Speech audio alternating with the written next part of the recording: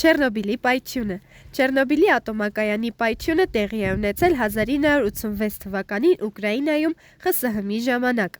Չեռնոբիլը ատոմակայան էր, որտեղ մարդիկ արտադրում էին էլեկտրաէներգիա միջուկային ռեակտորների միջոցով։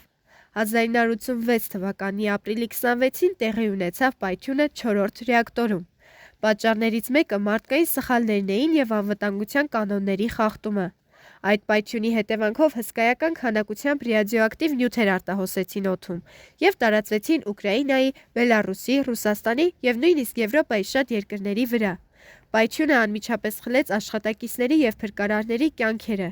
Շատերը ստացան ծանր ճառագայթային վնասվածքներ։ Աղետի հետևանքով հազարավոր մարդիկ ստիպված եղան լքել իրենց տները, հիմնավորվելով անվտանգության գոտի 30 կիլոմետրանոց շրջակայքում։ Չեռնոբիլը ոչ միայն մարդու, այլև բնության համար շատ վտանգավոր էր։ Արտահոսած ռադիացիան պատճառեց անտառների և կենդանական աշխարհի աղետալի փոփոխություններ։ Աղետի հետ կապված առողջապահական հետևանքները երկարատև էին։